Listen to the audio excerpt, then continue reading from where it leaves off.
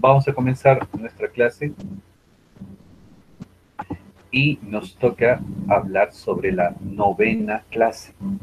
Novena clase, o como dice la diapositiva, la semana 9. La semana 9 viene a ser el inicio de la tercera unidad. Entonces lo que vamos a hacer es hablar sobre el inicio de esta tercera unidad. ¿Ok? ¿Qué hay sobre la tercera unidad? Bueno, en la tercera unidad, jóvenes, vamos a empezar a hablar ya de lo que es una gran familia de medicamentos denominada los antibióticos. ¿Ok? Entonces, ahora sí, en la tercera unidad se les pide que se concentren y estudien muy bien. ¿Por qué? Porque se supone que la primera unidad es la unidad más fácil que existe de la farmacología, la primera unidad, en la cual se supone que todos han sacado 20. Felicidades. La segunda unidad ya es una unidad un poquito tediosa. ¿Por qué? Porque ya hay varios nombres de medicamentos, hay diferentes acciones, ¿no? Con los AINES, los corticoides. Por eso ya la segunda unidad es un poco tediosa. Pero la tercera unidad se hace un poco difícil porque ya es más el número de antibióticos, los nombres que tienen que aprender. Entonces, la tercera unidad sí es ya la unidad difícil y la cuarta unidad ya es la más difícil. Entonces, tengan presente ese detalle y les estoy avisando para evitar problemas. Ok, por si acaso. A partir de ahora ya empezamos con lo más fuerte de la farmacología. Y lo más fuerte de la farmacología, ¿qué cosa es? Los antibióticos. Los antibióticos. Es por eso que los antibióticos nosotros los dividimos en dos unidades. Los antibióticos vamos a desarrollarlos en la tercera unidad y lo vamos a desarrollar en la cuarta unidad. Y con eso terminamos el curso, solamente con antibióticos. Dos unidades para antibióticos porque los antibióticos son numerosos, existen demasiados antibióticos y cada año que pasa aparecen nuevos antibióticos todavía y ese es nuestro dolor de cabeza. Y todavía para colmo, en una botica, ¿qué es lo que más se vende? AINES y antibióticos. Así que AINES, ya hemos hecho dos clases todavía de AINES y lo, el otro producto que más se vende son los antibióticos. Así que tienen que prestar bastante atención, ¿ya? Y estudiar, porque si no, imagínense, cuando salgan a trabajar en las boticas, lo que más van a necesitar ustedes es conocimientos de AINES y conocimientos de antibióticos. Es lo que más se receta, lo que más se vende en una botica. Así que estudien como debe de ser, ¿ok? Para que no pasen vergüenza después cuando salgan a trabajar. Muy bien, vamos a empezar con las generalidades de los antibióticos y recuerden que en el caso de las generalidades de antibióticos, vamos a hablar primero, para poder entendernos, sobre las bacterias. ¿Por qué necesito que hablemos sobre las bacterias? Porque los antibióticos son fármacos que solamente atacan a las bacterias. Los antibióticos no atacan a otras, este, a otros organismos. A veces el paciente tiene un virus en el cuerpo y la gente le quiere dar antibiótico. Mal. El paciente tiene un hongo y le quieren dar antibiótico. Mal. El antibiótico solamente se receta cuando el paciente está infectado con una bacteria. Entonces tenemos que estar bien seguros que lo que tiene nuestro paciente es una bacteria. ¿Entendido? Es una bacteria. Y se supone que las bacterias son atacadas por antibióticos. Eso, por favor, recuerden. ¿Okay? Y por eso es lo que tenemos que aprender el uso de los antibióticos y las generalidades de las bacterias, pues porque de repente ustedes han llevado su curso de microbiología y saben ya lo que son las bacterias. Entonces esto simplemente tómenlo como un repaso. ¿ok? Un repaso que nos va a servir tanto para la tercera unidad como para la cuarta unidad, ¿ok? El repaso de las bacterias. Las bacterias, ¿qué vienen a hacer las bacterias? Las bacterias son organismos microscópicos y unicelulares. Microscópicos por el tamaño, la bacteria es microscópica. Unicelular porque se supone que la bacteria está formada por una sola célula. Ojo, se reproducen a través de fisión binaria, es decir, la bacteria se parte por la mitad y ya aparecen dos bacterias. A eso le llamamos fisión binaria. ¿Entendido? Las bacterias, eso es fisión binaria. ¿Entendido? Cintia, ¿qué es lo que necesita la señorita Cintia?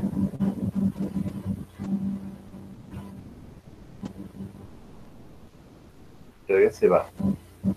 Yo no entiendo por qué el gusto de interrumpir la clase.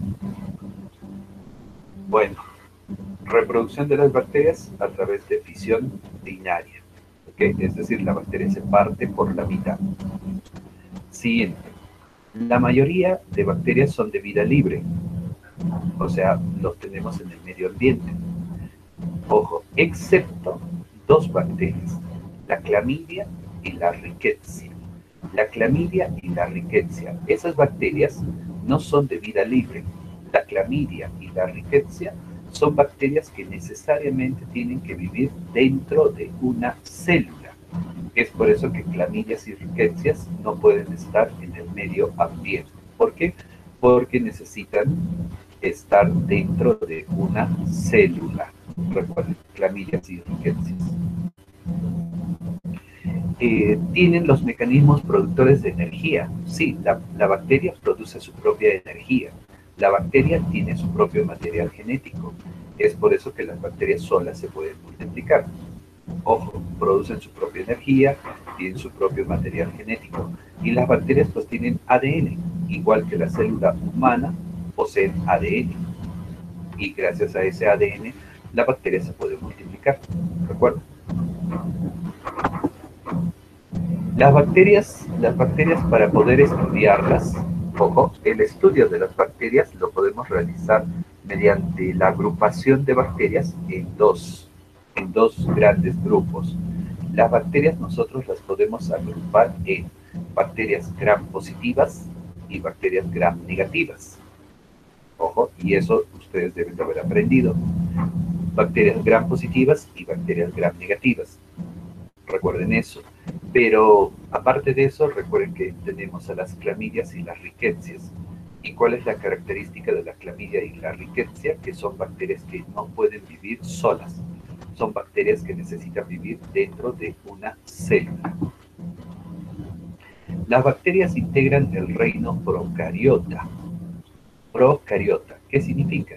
Que las bacterias están formadas de células primitivas, células no tan evolucionadas, por eso se le dice procariótica. Ojo, células procarióticas, recuerden ese detalle. ¿Qué más? Todos los organismos vivos se pueden dividir en dos tipos de células. Las eucariotas, que son las células evolucionadas, la célula del hombre, eucariotas, y las células procariotas, que son las células primitivas no tan evolucionadas. ¿Tienen estructuras en común? Sí, cierto. La célula humana con la célula de la bacteria se parecen y tienen algunas estructuras en común. Por ejemplo, ¿qué de común tiene la célula humana con la célula bacteriana? La membrana. La célula humana tiene membrana celular. La bacteria también tiene membrana celular. ¿Qué más? Ribosoma. La célula humana tiene ribosoma.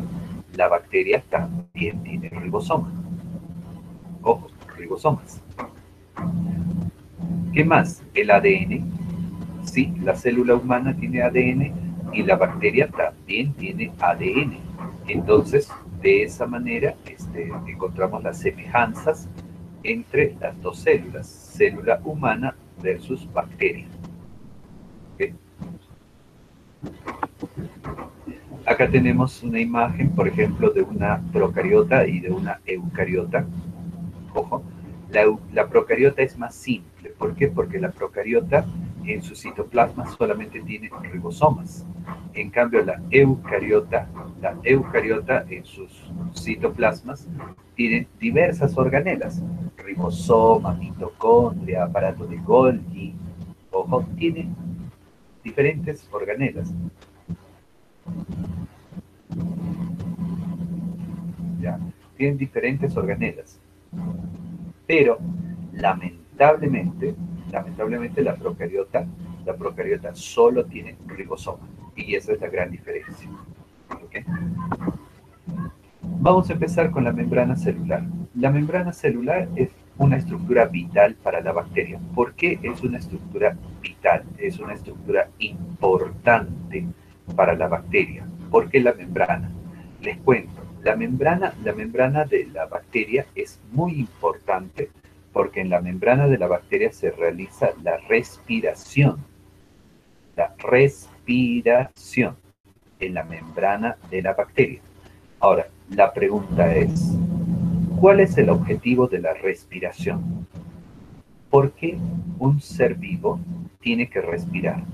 Y no me digan que es para meter oxígeno, botar CO2, porque la bacteria no mete oxígeno. La bacteria no tiene pulmón. Entonces díganme, ¿cuál es el objetivo de la respiración? ¿Por qué los seres tienen que respirar?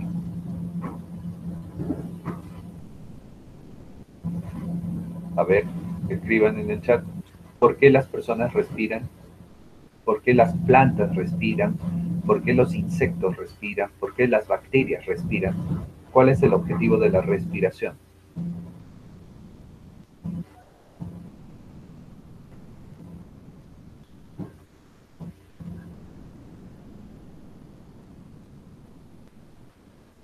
Gerson, no, no, no. Otra.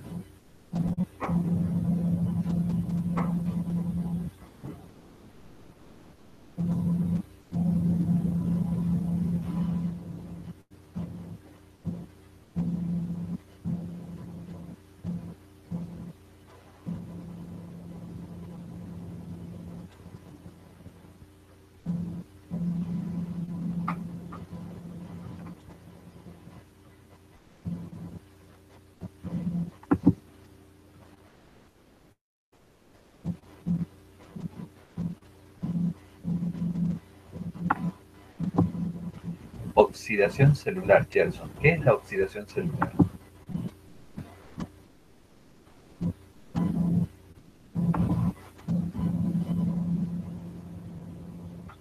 La bacteria no elimina dióxido de carbono. Andrea.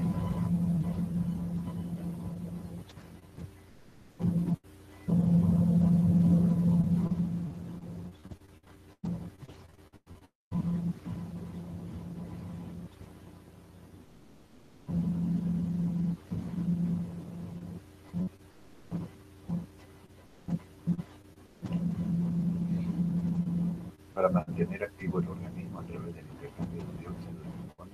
Uy, no, Yesenia. Y se supone que ustedes han hecho anatomía. Y en anatomía ustedes han llevado el sistema respiratorio. Y ahí en el sistema respiratorio, deben de haber aprendido, cuál es el objetivo de la respiración, ¿no? Porque ustedes deben de haber aprendido que existen tres respiraciones: la respiración externa, la respiración interna y la respiración celular. ¿Y para qué sucede la respiración? ¿Cuál es el objetivo de la respiración? El objetivo de la respiración. ¿Por qué respiramos? Respiramos para producir, ojo, respiramos para producir energía. Muy bien, Rosario Torres. Respiramos para producir energía. Recuerden, ese es el objetivo de la respiración. Entonces, cada vez que ustedes escuchen respiración, ¿qué significa? Producción de energía. Nosotros, los seres humanos, respiramos ¿para qué? Para producir energía. ¿Y qué tiene que ver la energía con nuestra vida? ¿Por qué mi cuerpo necesita energía? A ver, ¿para qué sirve la energía?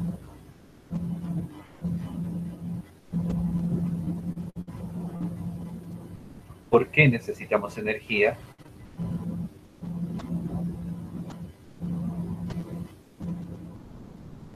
¿Qué tiene que ver la energía con la vida?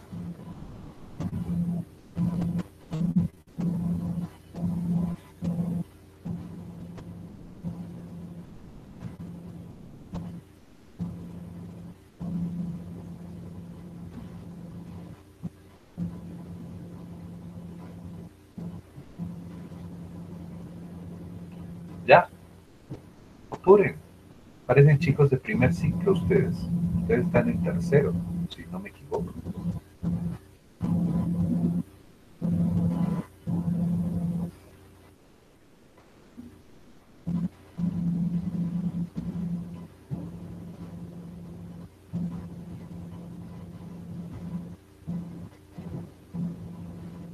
Ya, la parte, bueno, la respuesta más simple, ojo, ¿por qué yo necesito energía? ¿Saben cuál es? Más o menos es la que ha puesto Gerson. Nosotros necesitamos energía ¿para qué? Para que la célula esté viva. Ojo, si existe energía y la energía es el ATP, ATP, ATP, adenosín trifosfato, esa es la energía. El ATP es el que le da vida a la célula. Una célula está viva porque tiene ATP. Eso aprendan si es que nadie les ha enseñado. ATP. ¿Entendido? Entonces, el ATP, ¿qué cosa le da? Le da vida a la célula. Y si la célula está viva, entonces, ¿qué va a ocurrir? La célula puede cumplir todas sus funciones, la célula va a trabajar de manera correcta. ¿Por qué? Porque está viva. ¿Entendido?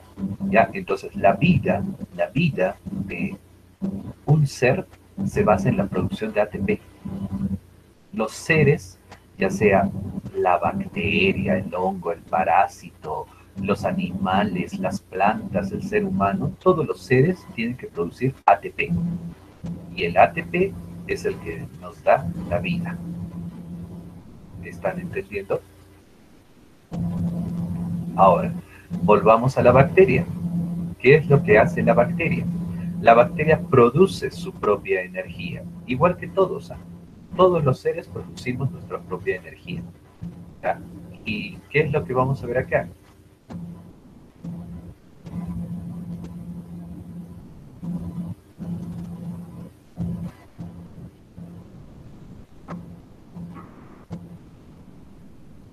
La bacteria va a producir su propia energía a nivel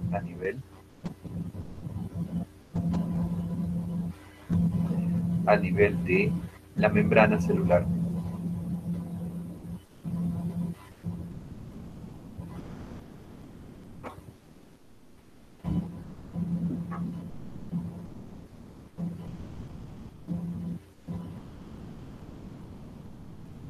Entonces, ¿qué pasaría si yo malogro la membrana celular de la bacteria? ¿Qué pasa si yo malogro la membrana celular de la bacteria? Si malogramos la membrana celular de la bacteria, ¿qué va a suceder? La bacteria ya no va a producir energía. Y si la bacteria no produce energía, la bacteria va a morir. Entonces recuerden ese detalle con la membrana celular.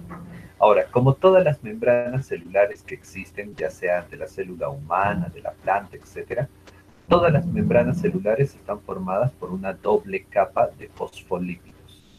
Las membranas celulares tienen una doble capa de fosfolípidos. ¿Entendido? ¿Ya? Y dentro de esta membrana existen electrolitos. Los electrolitos que trabajan a nivel de la membrana celular de las bacterias vienen a ser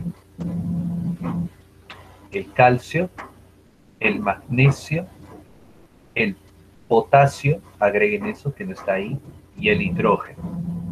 Hidrógeno, potasio, magnesio y calcio. Hidrógeno, potasio, magnesio y calcio. ¿Ok?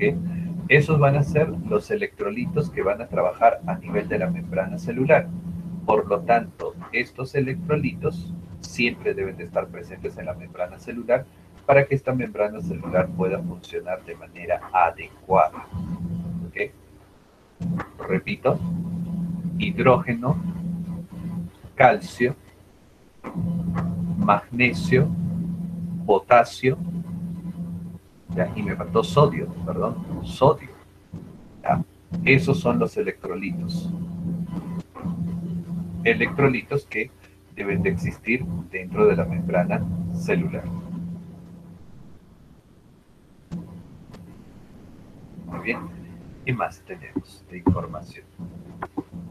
Bueno, este es un diagrama de cómo es la membrana celular, ¿ya? Y fíjense, la membrana celular pues viene a ser una estructura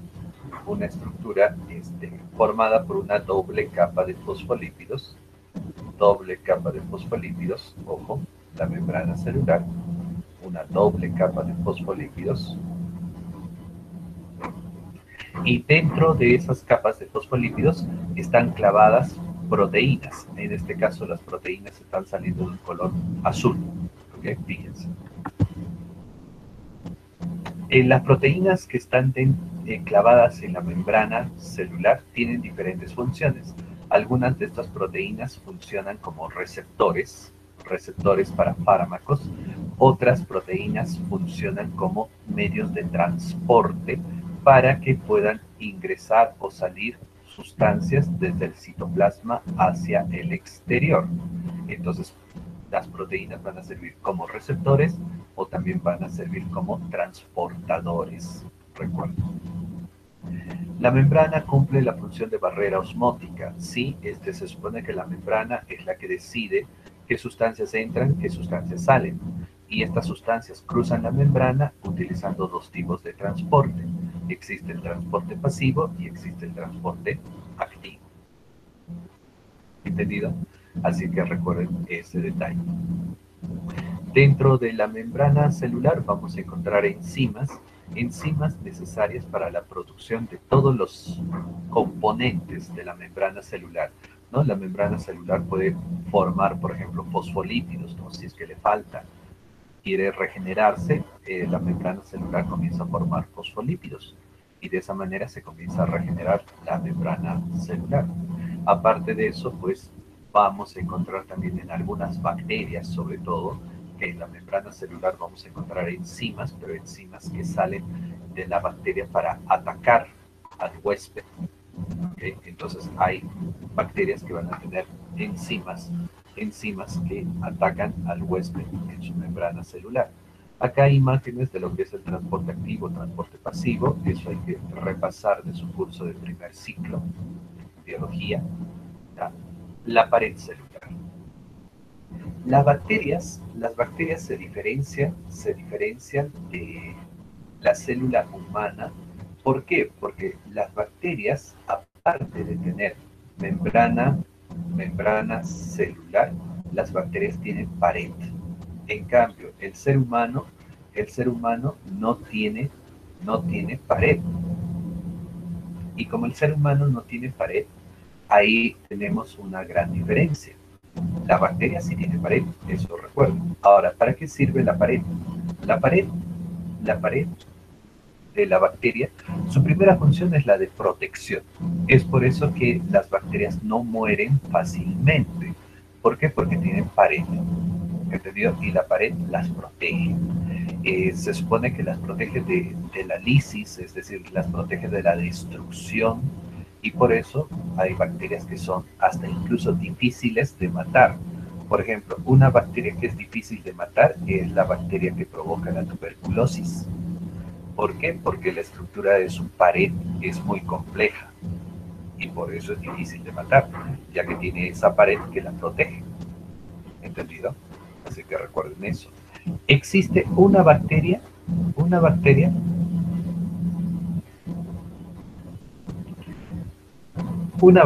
que no tiene pared. ¿Cuál es la bacteria que no tiene pared? El micoplasma. Micoplasma, acá está en la diapositiva. El mico, ¿no?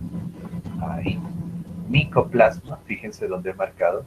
El micoplasma es la única bacteria que no tiene pared.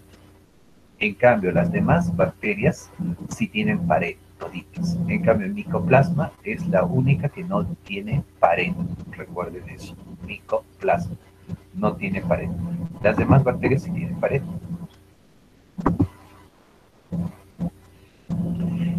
La pared de las bacterias tienen diferentes sustancias en su composición y esas sustancias que forman la pared de la bacteria muchas veces participan en los procesos de ataque hacia el ser humano. ¿Por qué? Porque muchas veces estas sustancias que están en la pared de la bacteria se vuelven tóxicas, tóxicas, ojo, para el ser humano. Ahora, si la pared de la bacteria es la que protege a la bacteria, ¿qué pasaría si nosotros destruimos la pared de la bacteria? Si nosotros vamos a atacar la pared de la bacteria, vamos a destruir la pared de la bacteria, ¿qué es lo que va a suceder?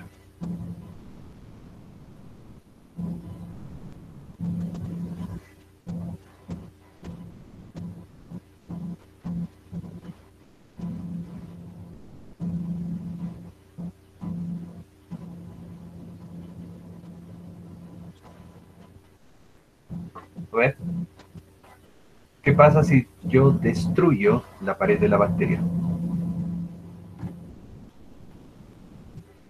Ella no va a tener protección, la bacteria.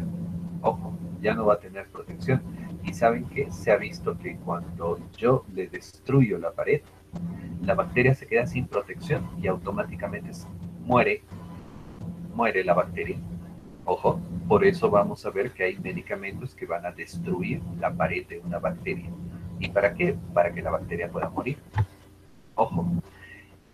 Después de que un científico llamado Christian Gram en 1884 desarrollase la tinción que lleva su nombre, es decir, la tinción de Gram, se comprobó que las bacterias se podían clasificar en dos grupos principales según la respuesta a esta coloración.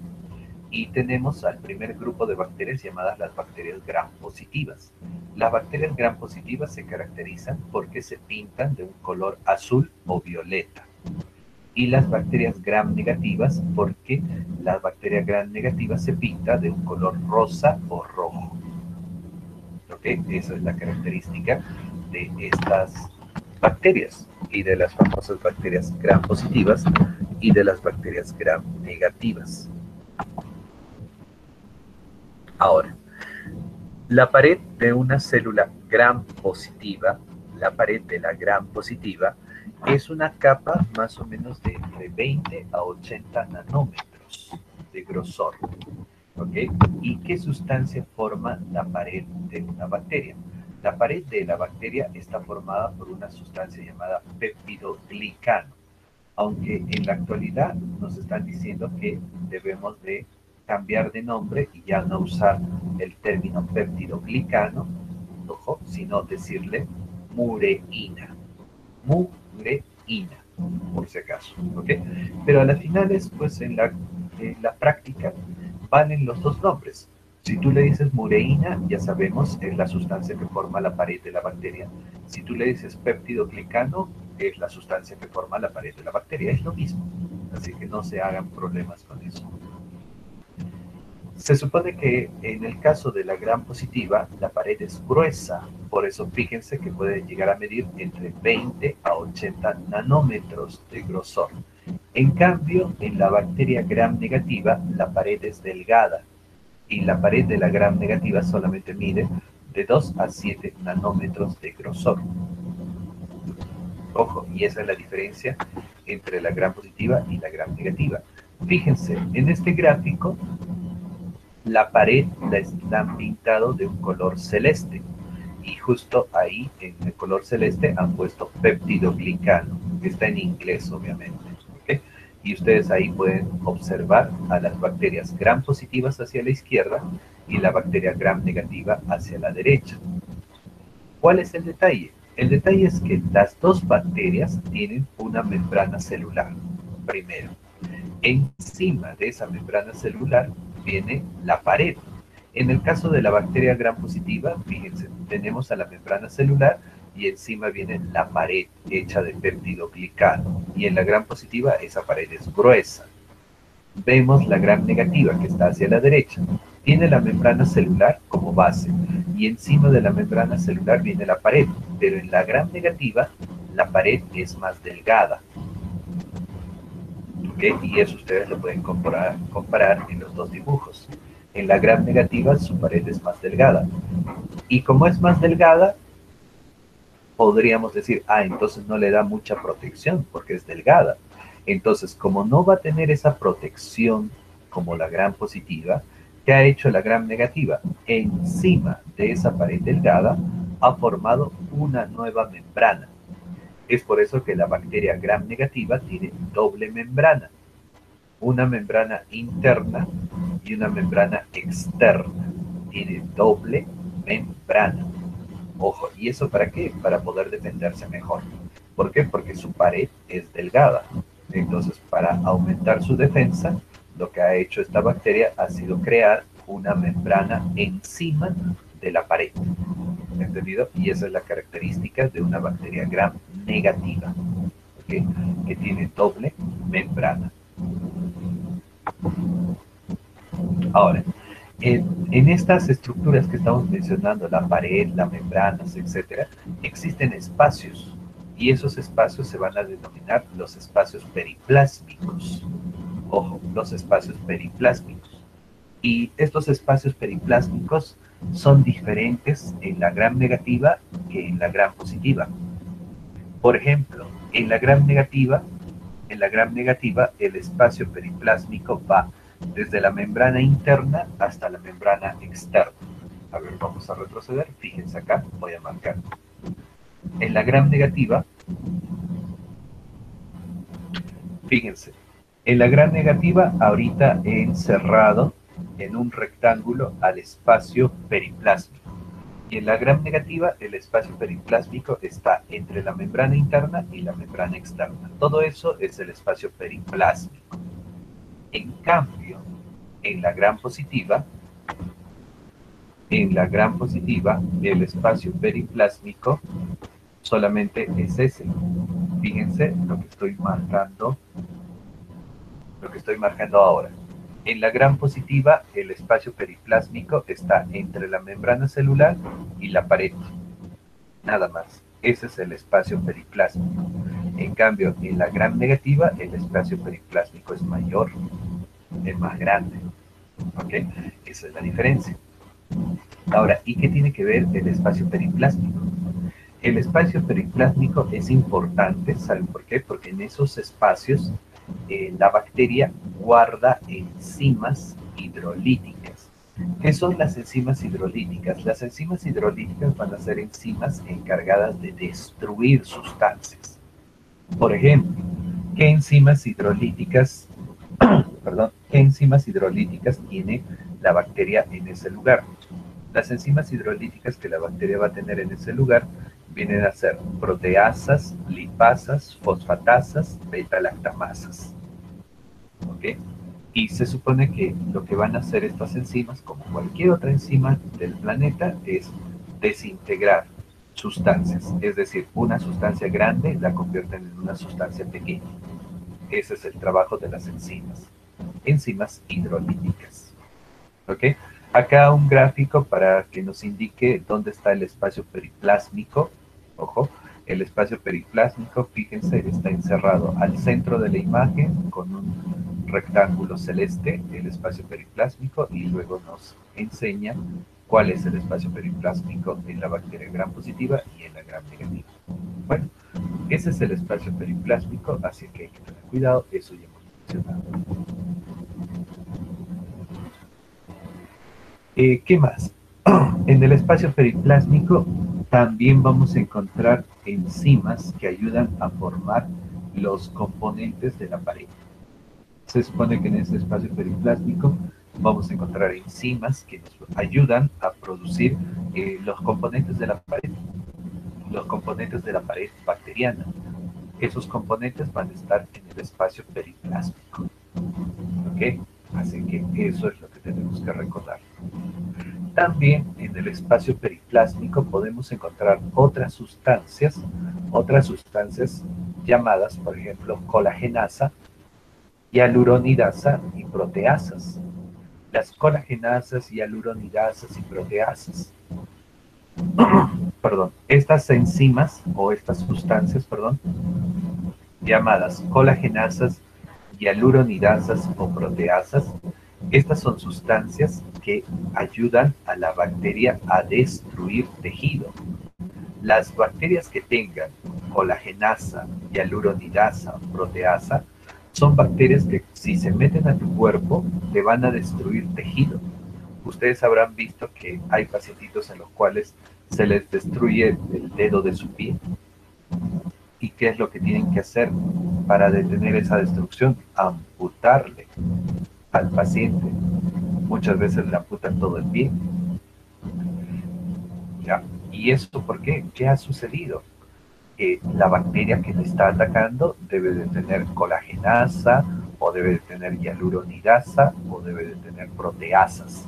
¿Por qué? Porque esas sustancias son las destructoras, son las que destruyen tejido.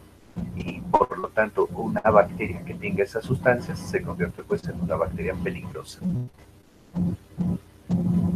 Okay. El péptido glicano. Bueno, vamos a hablar sobre el péptido glicano. ¿Por qué? Porque el péptido glicano es muy importante para poder formar la pared de la bacteria. Entonces hay que saber cómo existe el péptido glicano, cómo se forma el péptido glicano. Bueno, para empezar, el péptido glicano viene a ser la mezcla de dos azúcares más una cadena de oligopéptidos.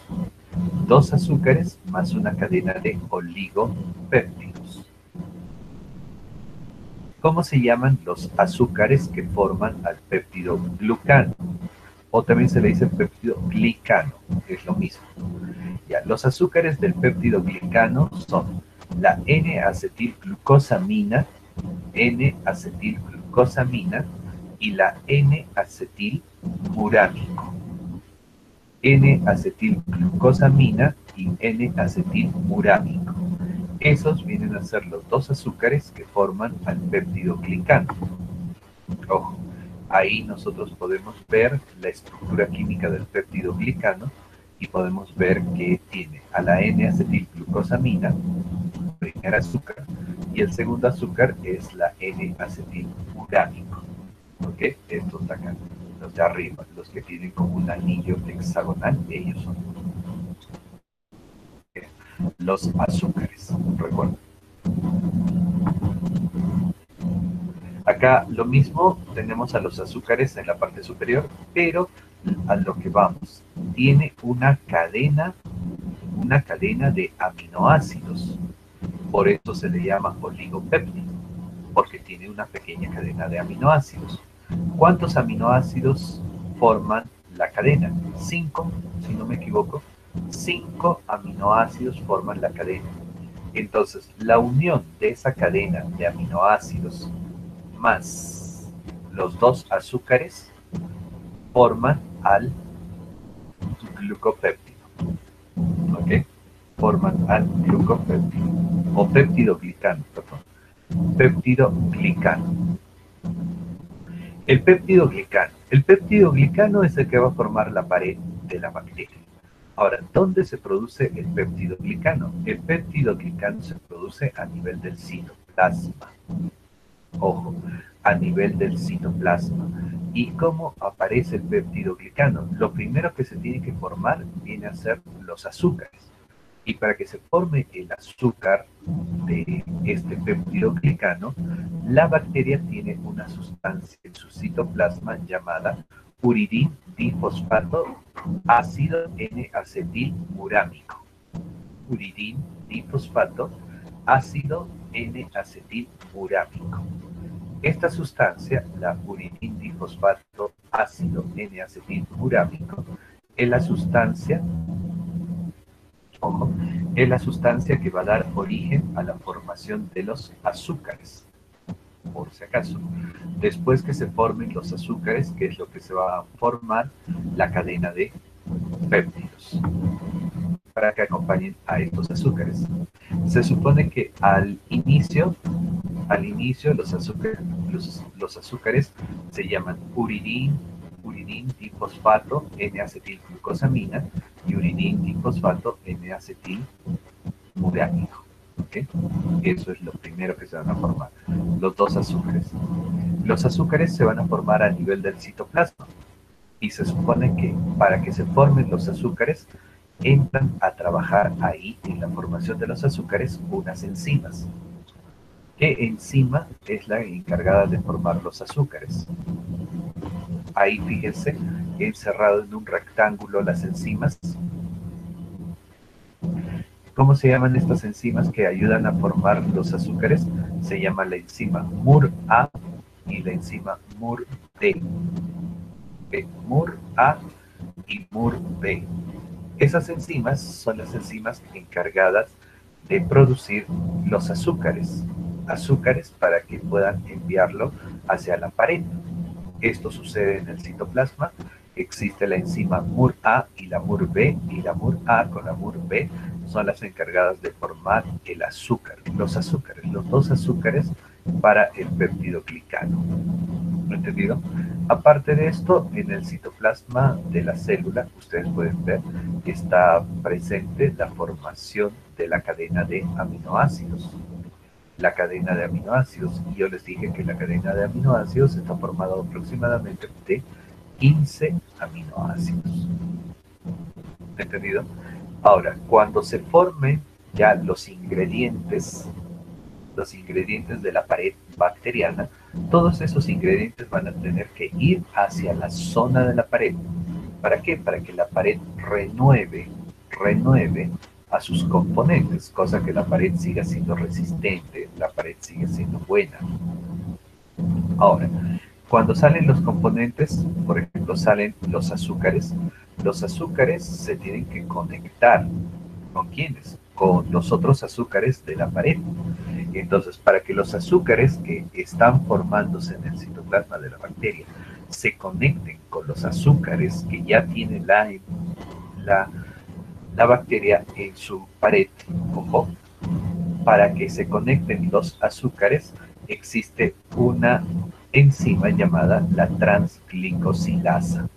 La transglicosilasa es la enzima encargada de unir a los azúcares, la transglicosilasa. Pero también existe otra enzima llamada la transpeptidasa. La transpeptidasa tiene como función ayudar a unir a los aminoácidos. ¿Ok? La transpeptidasa ayuda a unir aminoácidos. La transglicosilasa ayuda a unir azúcares. Entonces no se olviden porque eso va a ser muy importante para las clases que vienen después.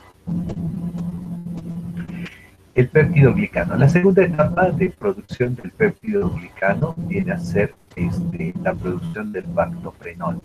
El bactoprenol viene a ser una estructura transportadora. Y se supone que el bactoprenol ayuda a que las sustancias que se han formado en el citoplasma crucen la membrana y puedan llegar hasta su destino. Y ese es el trabajo del bactoprenol. Porque el bactoprenol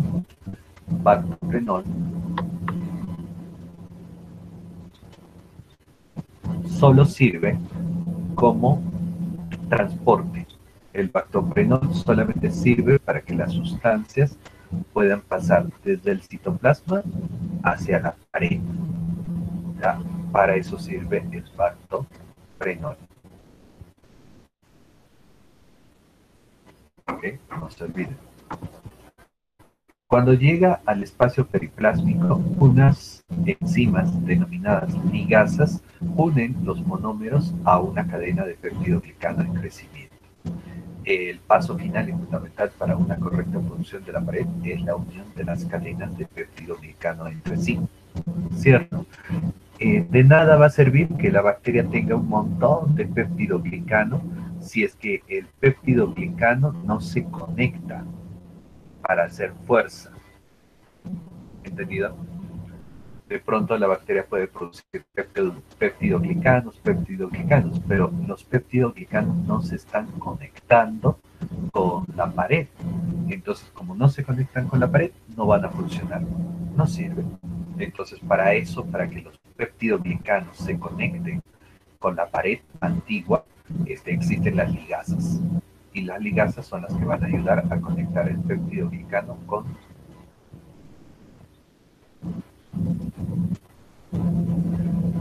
las estructuras de la pared. ¿Ok? Listo, esas son las ligasas. Otro. Existe la transpeptidación. Y la transpeptidación, yo ya les había mencionado, la transpeptidación es el proceso mediante el cual unimos a los aminoácidos. Transpeptidación. Y también,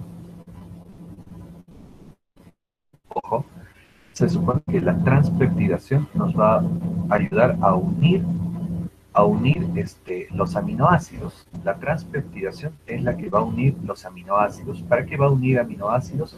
Para que los aminoácidos estén conectados unos con otros, cosa que hagan fuerza y le da resistencia a la pared. Cuanto más unidos estén los aminoácidos, ojo, mayor resistencia va a tener esta pared. ¿Entendido? Ahora, ¿y cómo se ocurre o cómo se realiza la transpeptidación? Para la transpeptidación, jóvenes, existe una proteína especial. Esta proteína se llama la proteína ligadora de penicilinas. Proteína ligadora de penicilinas. ¿Ok? Esa viene a ser la sustancia que va a ayudar a unir aminoácidos.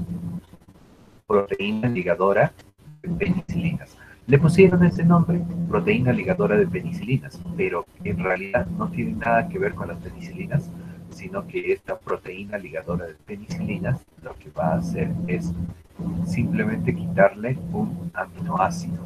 ¿Para qué? Para que a través de ese aminoácido se conecte con otro aminoácido.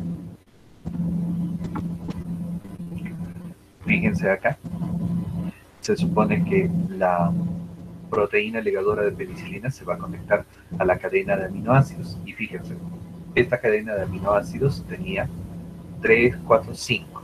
5 aminoácidos. Cada bolita de colores que están acá, vamos a marcar eso. Cada bolita de colores viene a ser un aminoácido. Por eso es lo que estoy diciendo, que acá en esta cadena existen 5 aminoácidos. ¿Okay?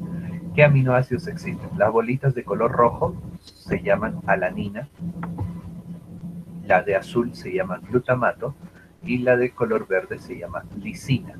Entonces, cada cadena tiene 3 alaninas, una lisina y un glutamato. ¿Entendido? Esa viene a ser la cadena de aminoácidos. Para que empiece la unión de aminoácidos, lo que va a ser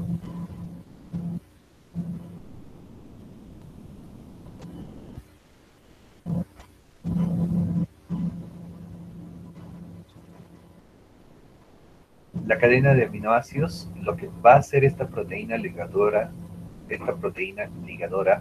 de penicilinas es botar, ojo, botar un aminoácido.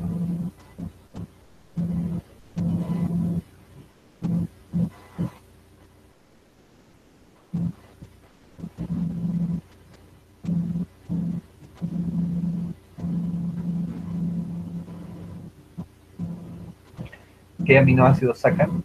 Fíjense el dibujito, sacan a la alanina, botan a la alanina, ya primero, y luego fíjense qué ocurre. De otra cadena jalan a la lisina. Y miren, la lisina de una cadena se va a unir con la alanina de la otra cadena. Y de esa manera, alanina, que es de color rojo, La alanina se conecta con la lisina y de esa manera está ocurriendo la unión de los aminoácidos. Pero ¿qué aminoácidos se pueden conectar? Los aminoácidos que se pueden conectar vienen a ser la alanina con la lisina. Y de esa manera, miren, dos cadenas se conectan. ¿Y quién hizo ese trabajito de conectar las cadenas? Esta proteína, la proteína ligadora de penicilinas, que le pusieron ese nombre, pero no tiene nada que ver con el trabajo que realiza. Esa proteína ligadora de penicilinas en realidad lo que hace es ligar aminoácidos. Entonces el nombre correcto debe de ser proteínas ligadoras de aminoácidos.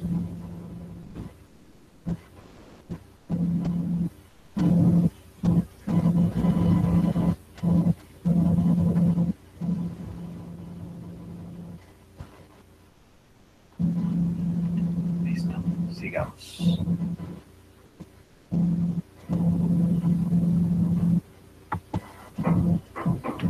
Es lo que acabamos de ver, eso de la unión de los aminoácidos, es un proceso bioquímico. Y se supone que acá, bueno, yo estoy tratando de explicarle la transpeptidación de manera simple, nada más, ¿ok? La transpeptidación es un proceso bioquímico que nos ayuda a unir dos aminoácidos. ¿Aminoácidos de dónde? De los peptidoglicanos, cosa que los peptidoglicanos aparezcan enganchados, y cuando los peptidoglicanos están enganchados, se supone que eso es bueno para la pared. ¿Por qué? Porque cuando los peptidoglicanos están enganchados, fíjense acá, este grafiquito, cuando los peptidoglicanos están enganchados, eso le va a dar mayor resistencia a la pared y se forma como una especie de una red. Aparte de estar uniendo a los aminoácidos, que son las bolitas chiquitas, esos son los aminoácidos. Ya, aparte de unir aminoácidos, ¿qué cosas se unen? Se unen los azúcares, y los azúcares son estas bolas, los círculos más grandes. Esos son los azúcares. Los azúcares se conectan unos con otros también. Los aminoácidos también se enganchan. Los azúcares se van a enganchar a través de la transglucosilación o transglicosilación, y los aminoácidos se conectan a través de la transpeptidación. Existen esos dos procesos, y esos procesos, la transpeptidación y la transglicosilación, son procesos que ayudan a unir, ¿ok? Y cuando se enganchan, cuando se unen, se forma una especie de red, y esta red va a ser resistente. Por eso es lo que la pared tiene bastante resistencia y la pared no se destruye. ¿Por qué? Porque la pared resiste.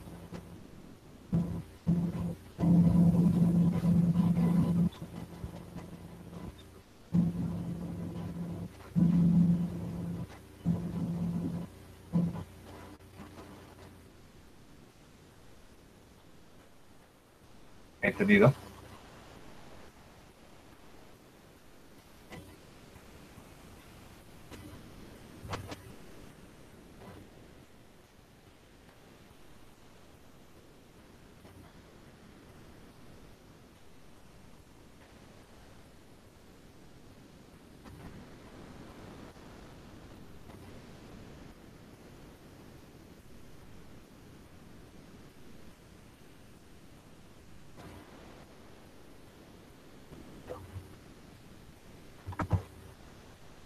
Ahora, esa fue la pared de la bacteria.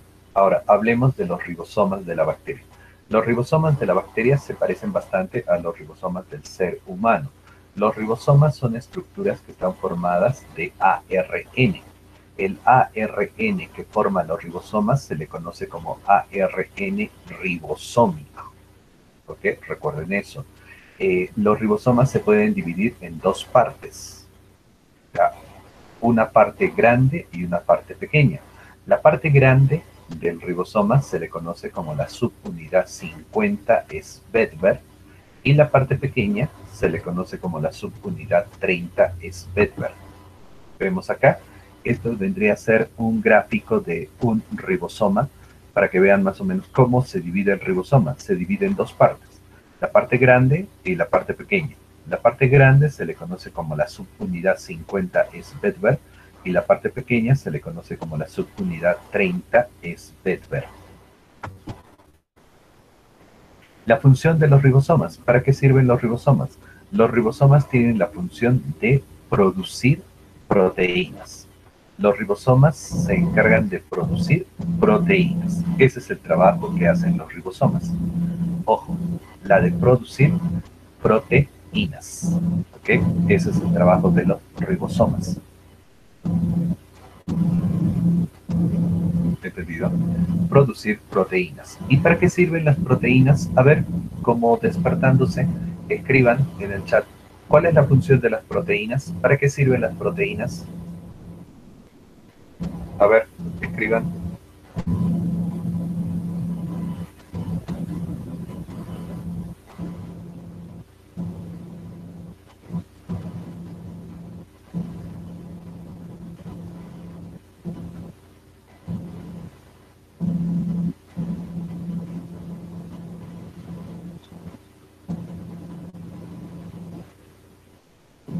A ver, Johnny García, para tener buenas defensas.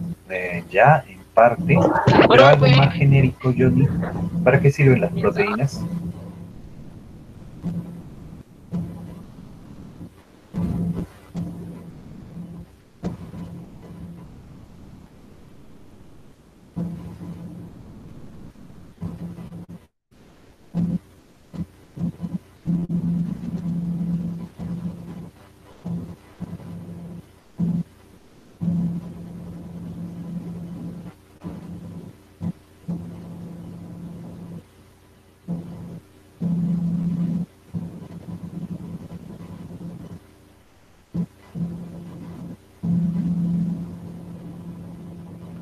A ver, dice Rosario. Las proteínas son específicas de cada una de ellas, ¿ah? Y permiten a las células mantener su integridad, defenderse de agentes externos, reparar daños, controlar y regular. Ya, la primera parte sí no entendí. Vivianita, que dice, forman tejidos. Ya, ya, pero ¿y qué es un tejido, Vivianita?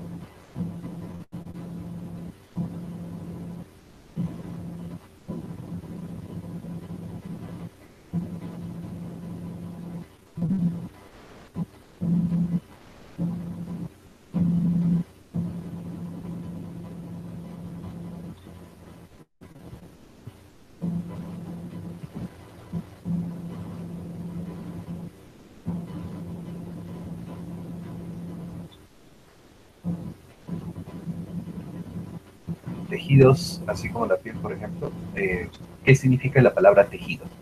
Ahí está Vivianita. Conjunto de células. Entonces, ¿para qué sirve la proteína?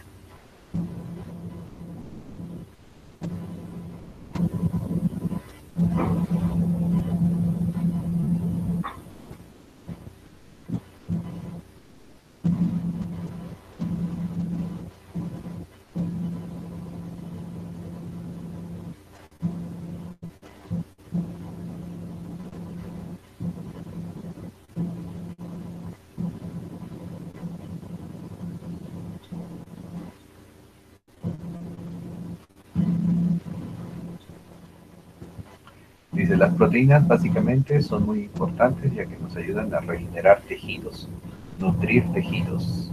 Esa parte de nutrir tejidos está mal, Rosario. ¿Ya?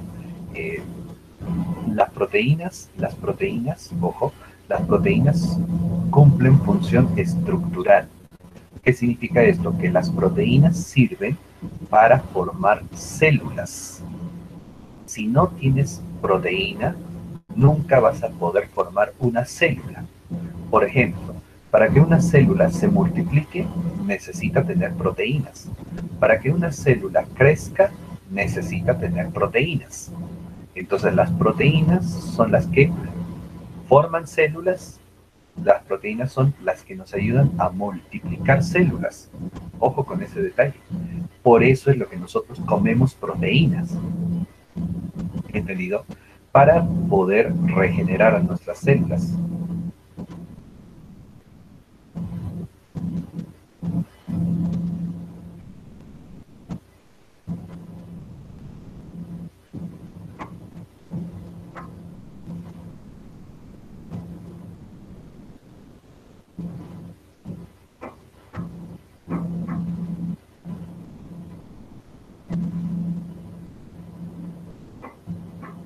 ¿Me entendieron?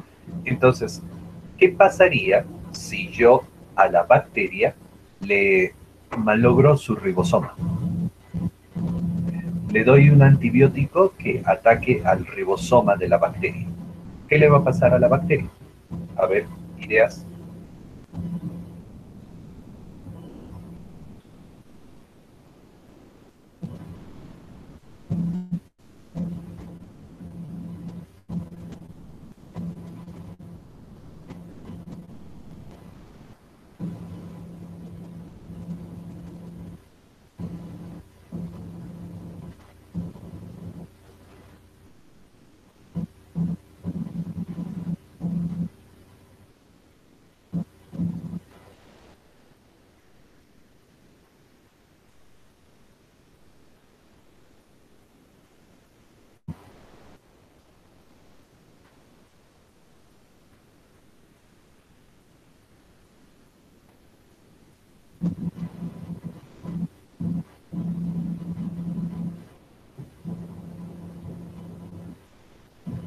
A ver, ¿qué le va a pasar a la bacteria?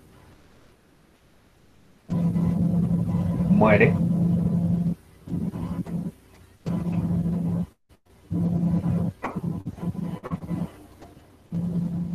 Ya la pregunta es, ¿muere o no muere? Ya para que sea más fácil.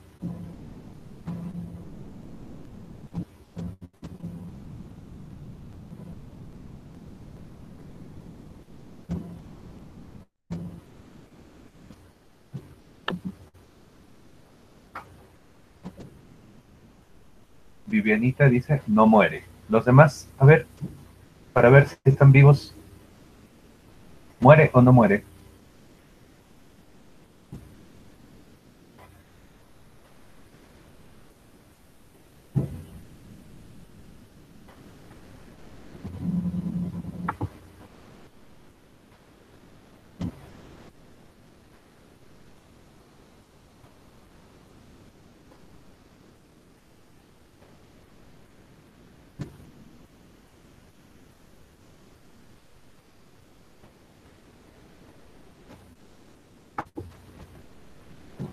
Detalle. No muere, ¿cierto? No muere. Es como, por ejemplo, de repente ustedes hoy día no han almorzado proteínas, de repente han almorzado carbohidratos nada más. Ojo, y eso no significa que ya se murieron porque hoy día no comieron proteína. Simplemente hoy, si no has comido proteína, tus células no van a crecer, tus células no se van a multiplicar. Ahora, si hablamos de la bacteria, en el caso de la bacteria, ojo, en el caso de la bacteria, la bacteria igualito. Si yo le quito a los ribosomas, le destruyo sus ribosomas, la bacteria no va a tener proteínas. Por lo tanto, ¿qué le va a pasar? La bacteria no se multiplica, pero la bacteria sigue viva. Ajá, así es, Rosario. No muere.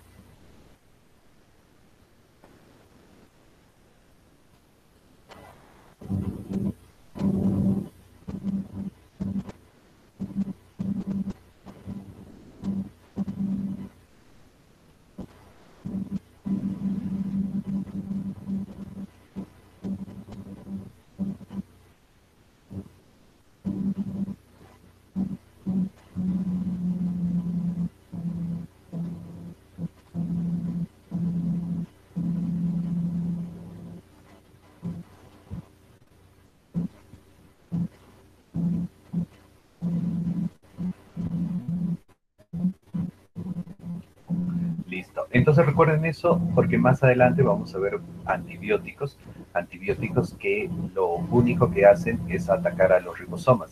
Por lo tanto, esos antibióticos lo que van a generar es simplemente que la bacteria deje de multiplicarse. No van a matar a la bacteria, solo van a detener su multiplicación. ¿Okay? Listo, acá nuevamente la imagen del ribosoma, y el ribosoma pues tiene su propio proceso de producción, ¿no? Es todo, hay un proceso mediante el cual el ribosoma produce proteínas.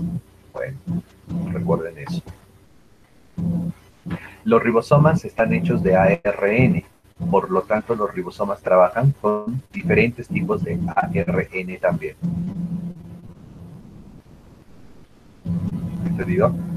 Recuerden eso, ARN.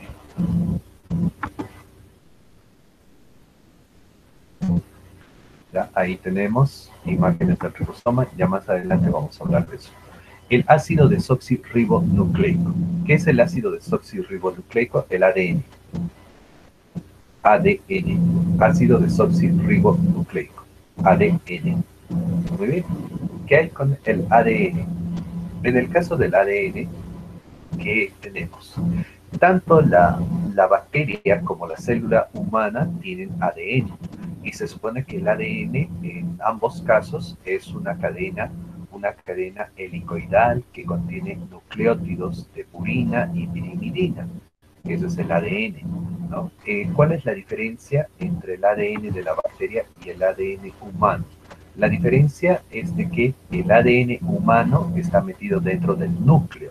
En cambio, en la bacteria, su ADN está flotando en su citoplasma. ¿Por qué? Porque la bacteria no tiene núcleo. Detalle, recuerden eso. El humano, la célula humana tiene núcleo y dentro del núcleo de la célula humana está el ADN. La bacteria no tiene núcleo. Por lo tanto, el ADN de la bacteria se encuentra flotando en su citoplasma. Otro detalle, el ADN del hombre se supone que está enrollado y el ADN del hombre está así, formando como una escalera de caracol. El ADN humano. El ADN de la bacteria, en cambio, se encuentra de manera circular, flotando en el citoplasma de la bacteria. ¿Entendido?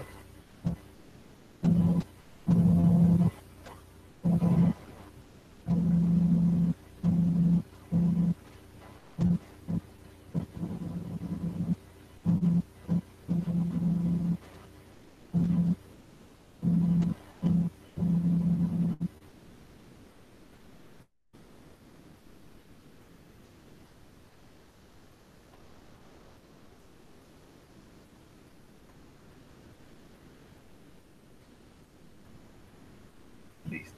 Digamos.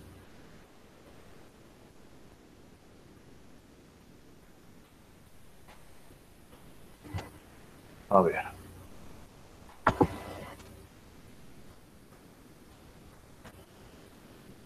Ahora sí, vamos a empezar ya de lleno con lo que son los antibióticos. ¿Ok?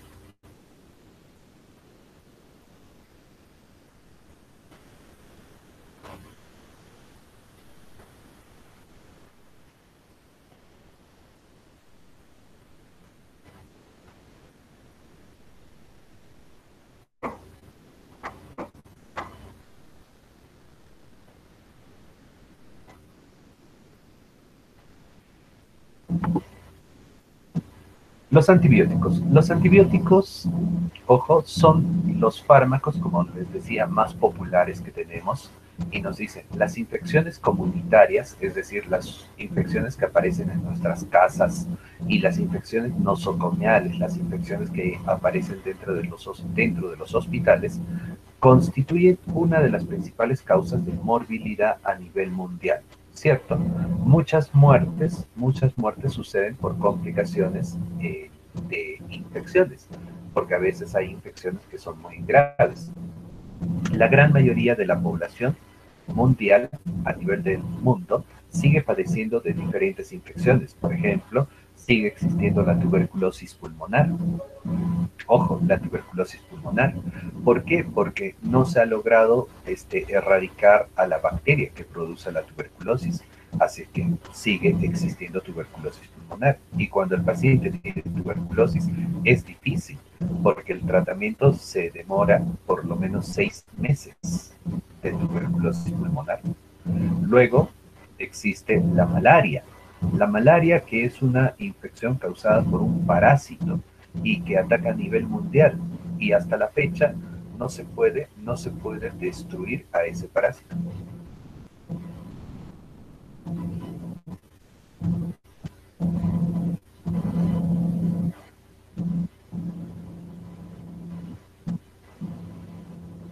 ¿Okay? Otra infección, las enfermedades diarreicas agudas. Enfermedades diarreicas agudas. Las enfermedades diarreicas agudas, junto con las enfermedades respiratorias agudas, son las dos principales causas de enfermedades en el Perú, por ejemplo. En el Perú, lo que abunda son las enfermedades respiratorias agudas. Luego, las enfermedades diarreicas agudas, infecciones respiratorias y diarreas, en otras palabras. Eso es lo que abunda en el Perú. Por lo tanto, se supone que debemos de aprender a manejar muy bien los antibióticos. Recuerden eso. A esto, a esas infecciones que acabamos de ver en la diapositiva anterior, tenemos que aumentar la aparición de nuevas enfermedades, tanto enfermedades que van apareciendo causadas por bacterias, por virus o por hongos, hasta incluso parásitos nuevos que descubren. Por eso fíjense esta lista, ahí tenemos desde 1980 hasta la fecha, desde 1980 hasta el día de hoy, estas son las enfermedades que han ido apareciendo en el planeta. Fíjense, ha ido apareciendo la legionela neumófila, las bartonelas, el estafilococo aureus resistente, la ciclospora cayetanensis, el cryptosporidium parvum, las micobacterias atípicas, Palamutia mandrilaris, el virus de la influenza, que fue el virus de la gripe que aparecieron, el AH1N1, también apareció la influenza H5N1, el Campylobacter, el virus guanarito, el calicivirus, el hantavirus, el rotavirus, el ébola, que hace poco creo que hubo un rebrote de ébola, creo que fue la semana pasada, si no me equivoco, el lasavirus, el virus Savia, el Hafnia, Edwardiela, el HTLV1, el VIH, o VIH, perdón, ¿no? Que causa el SIDA, y ahorita el coronavirus. ¿Se dan cuenta? Entonces se supone que poco a poco, al pasar los años, van apareciendo nuevas enfermedades, nuevas infecciones. Y de acá tenemos que escoger cuáles son provocadas por bacterias. Y si aparece una enfermedad nueva causada por bacteria, tienen que aparecer antibióticos que puedan matar a esa bacteria. Y por eso, año tras año, van apareciendo nuevos fármacos. Y ese es el problema que tenemos con los antibióticos. Desde su aparición, los antibióticos han sido y aún son importantes armas para el tratamiento de muchas dolencias infecciosas, ¿cierto? A la fecha, los antibióticos pues son los únicos que nos ayudan a combatir las infecciones por bacterias. Así que debemos de tener presente eso. Su uso permitió disminuir en forma importante y notable la morbimortalidad de algunos de estos males, ¿cierto? Los antibióticos son los que nos han ayudado a salvar muchas vidas. Ojo, porque si no los pacientes hubiesen muerto con esas infecciones. Por ello se pensó en forma equivocada de muchas de estas enfermedades iban a desaparecer.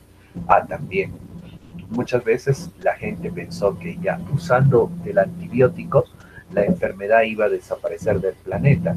Y eso es mentira, pues La bacteria aparece y la bacteria se queda a vivir ahí. ¿Entendido? Entonces, los antibióticos no han sido pues armas que hemos utilizado para desaparecer enfermedades, no. Lo que hemos hecho con los antibióticos es utilizarlos para matar a las bacterias dentro del cuerpo de las personas.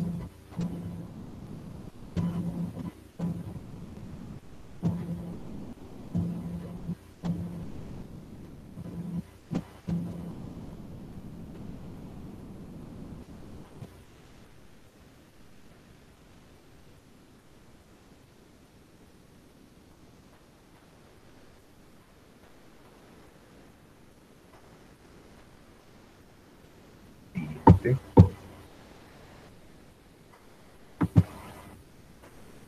Un primer problema con su uso fue la aparición de las reacciones adversas.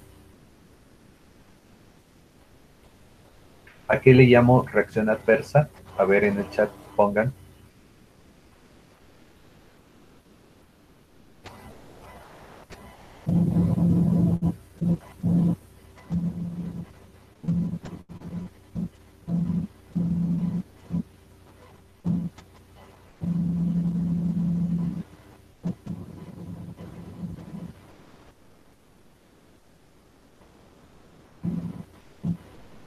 Reacción adversa.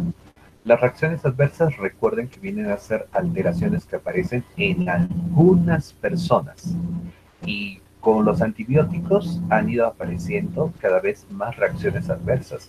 Es por eso también que hay algunas personas que tienen miedo de utilizar los antibióticos. Ojo, miedo de utilizar antibióticos porque generan muchas reacciones adversas en algunas personas, obviamente. Posteriormente se ha sumado la aparición cada vez más frecuente de bacterias resistentes y multiresistentes. ¿Qué significa? Que cada vez han ido apareciendo, aparecen bacterias que ya no mueren con las bacterias.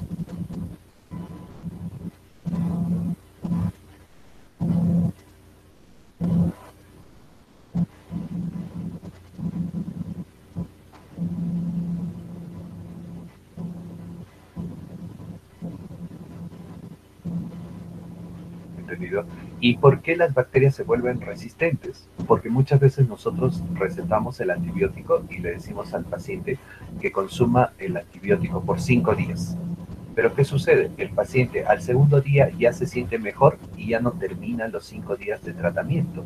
Y por eso las personas poco a poco se han ido convirtiendo en personas resistentes. ¿Me entienden? Y eso ha sido un problema para la sociedad, porque el paciente no consume el antibiótico a la dosis indicada, ni por los días indicados, y eso genera resistencia. Y a la próxima, cuando la bacteria vuelve a atacar, esta bacteria ya no muere con el antibiótico. ¿Por qué? Porque se volvió resistente. ¿Y qué hace la industria farmacéutica? Tiene que sacar al mercado nuevos antibióticos y cada vez va a sacar antibióticos más potentes. Ojo, y va sacando antibióticos cada vez más potentes, con tal de matar a la bacteria. Y si la persona o el que da tratamiento no da a las dosis correctas, nuevamente van generando resistencia y de esa manera van apareciendo las bacterias resistentes. ¿Ok? Y eso, y eso es peligroso para nosotros, pues no deben de aparecer bacterias resistentes, porque las bacterias resistentes nos van a obligar a utilizar cada vez antibióticos más potentes, y eso es malo para el cuerpo del paciente.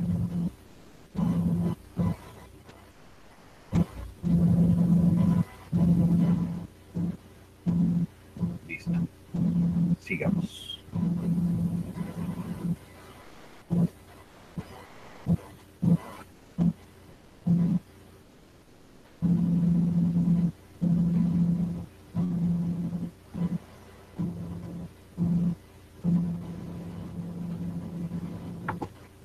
En el caso de los países en vías de desarrollo, por ejemplo, en el caso de Perú, el gasto del presupuesto de salud en antibióticos resulta en promedio del 35%, debido a la creciente resistencia antibiótica y su mal uso en los centros de salud, que incrementa el problema de la resistencia, así como la facilidad para conseguir medicamentos sin receta médica y la venta de medicinas de dudosa procedencia que ocurre en nuestro medio. Ese viene a ser el problema en nuestro país. En nuestro país, el 35% del gasto se va en antibióticos. Imagínense cuánto gasta la población en antibióticos, el 35% de su sueldo, en otras palabras. ¿Ya? Entonces, imagínense, las personas siempre están desesperadas por consumir antibióticos. ¿Ya? Y miren la cantidad de dinero que se va a gastar. Y obviamente ustedes con sus boticas lo que van a ganar al vender antibióticos. ¿Ya? Por eso es lo que tenemos que aprender bien lo que son los antibióticos. Entre los problemas que enfrenta el médico existen tres problemas importantes. El primer problema que tenemos al dar tratamiento, y si yo pongo médico es porque esta información es pues para médicos, ¿no? Porque el médico es el que receta, se supone, el médico es el que atiende al paciente. Pero ¿cuál es el detalle? El detalle es de que ustedes alguna vez van a atender pacientes. Ustedes, por ejemplo, en las postas, el técnico es el que atiende al paciente. En la botica, el técnico es el que atiende la botica. Ojo, por lo tanto, ustedes van a atender pacientes. Y así como el médico tiene problemas con el paciente, ustedes también van a tener los mismos problemas o hasta más de repente. A ver, ¿qué problema existe entre el médico y los pacientes? El desconocimiento y falta de confianza. ¿Qué dice? Al no tener la seguridad diagnóstica, ojo, prefiere usar algún antibiótico para no perder la confianza del paciente. ¿Qué significa esto? Muchas veces el médico o el personal de salud que está atendiendo no ha estudiado bien su curso de patología. Por lo tanto, ¿cuál va a ser el problema? Que no sabe diagnosticar. ¿Por qué? Porque no conoce las enfermedades, no sabe cómo son las enfermedades y por lo tanto cuando llega el paciente duda. ¿Por qué? Porque como no sabe patología, no va a saber qué enfermedad es. Y si no sabes qué enfermedad es, no vas a saber qué tratamiento dar, qué medicamento usar. Desde ahí viene el problema. Ojo, desde el momento en el cual el personal de salud desconoce, ojo, no sabe el diagnóstico. Es por eso que ustedes están llevando su curso de patología. Y en el curso de patología ustedes tienen que darle duro al estudio para que dominen las enfermedades, cosa que puedan hacer bien los diagnósticos. Ahora, ¿qué ocurre, por ejemplo? Ya, yo no sé patología, no sé qué bacteria está atacando a este paciente. Entonces, ¿qué va a suceder? Las personas, ojo, las personas, al no saber bien el diagnóstico, lo que te van a recetar es el antibiótico más poderoso que exista. ¿Por qué? Porque el antibiótico más potente es un antibiótico que mata a todo tipo de bacterias. Y como yo no sé qué bacteria tiene el paciente porque no domino la patología, entonces mejor le mando el antibiótico más potente que exista. Y listo. Como es el antibiótico más potente que existe, lo que tenga el paciente va a morir. ¿Por qué? Porque este antibiótico es poderoso. ¿Pero qué estoy haciendo? Estoy utilizando el antibiótico más potente. Y si yo uso el antibiótico más potente, el antibiótico más potente es el antibiótico también más peligroso. ¿Por qué? Porque el antibiótico más potente es el que va a entrar a tu cuerpo y viajará por todos los órganos de tu cuerpo y en algún lado de tu cuerpo va a generar daño y por eso va a empezar a aparecer los efectos adversos. Entonces, cada vez que utilizas un antibiótico potente, un antibiótico fuerte, ese antibiótico va a dañar el cuerpo del paciente. Y eso es lo que la gente no entiende. La gente piensa que si consume un antibiótico fuerte, va a sanar rápido. Y lo que quiere el paciente dice es sanar rápido. Y por eso te pide, te exige que le des un antibiótico fuerte. fatal. Ese paciente solito está malogrando su cuerpo. Y si ustedes aceptan darle el antibiótico fuerte, vas a malograrle el cuerpo al paciente. Así es que piensen bien eso. Entonces, para no fallar en el tratamiento, tienes que saber bien cómo se hacen los diagnósticos. Tienes que conocer bien las enfermedades, porque desde ahí viene el problema. Ustedes no saben las enfermedades, ustedes no van a saber dar tratamiento. Así que eso métanse en la cabeza. 2. Presión del mercado. Ese es un gran problema, ese es un gran problema que existe. ¿Por qué? Porque el mercado, ¿quién es? El paciente. El paciente es el cliente, ¿correcto? Entonces, presión del mercado. Viene el paciente, ¿ya? Y tú no quieres perder a ese cliente. Entonces, para no perder a ese cliente, ¿qué cosa vas a hacer? Le vas a dar más medicamentos. Hasta incluso le vas a dar medicamentos hasta por gusto. ¿Por qué? Porque de repente la competencia, la botica del frente, a los pacientes les está dando también vitaminas.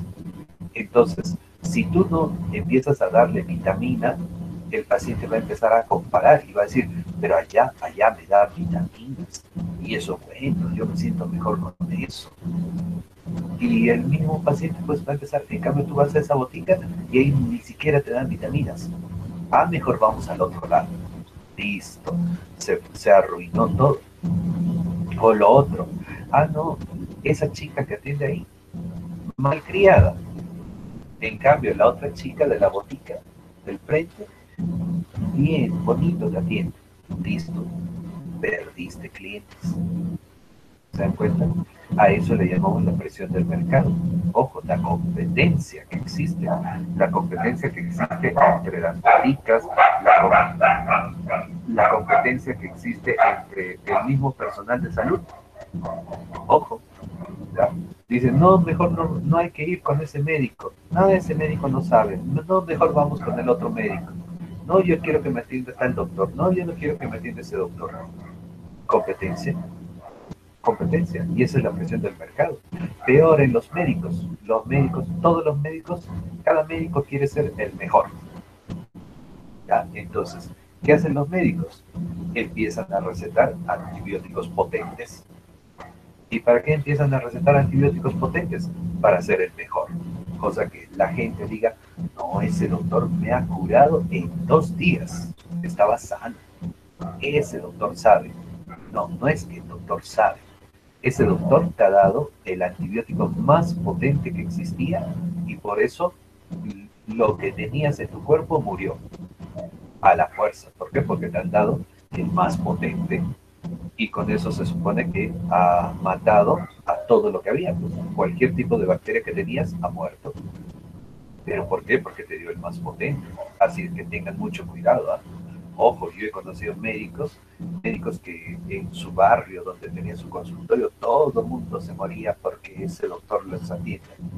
¿Ya? Y cuando empecé a ver qué recetaba, ese doctor pues recetaba los antibióticos de última generación, los antibióticos más potentes que existen. Y obvio pues, si ustedes, por ejemplo, en su botica o en la posta comienzan a recetar los antibióticos más potentes que existen, todo paciente va a sanar. Ojo, y ahora ustedes estarían diciendo, pero eso es bueno, pues yo quiero que sane el paciente, entonces debemos de darle el más potente. ¿Saben cuál es el problema? Que ese antibiótico más potente, así como va a sanar al paciente rápido, también le va a malograr rápidamente órganos.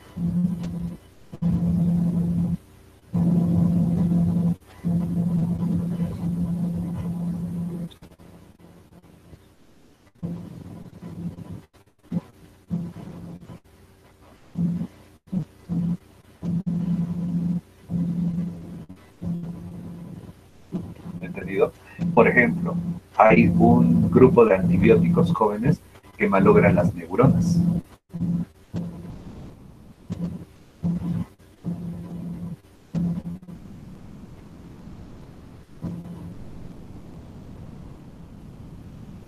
Imagínate, hay un grupo de antibióticos que malogran los cartílagos.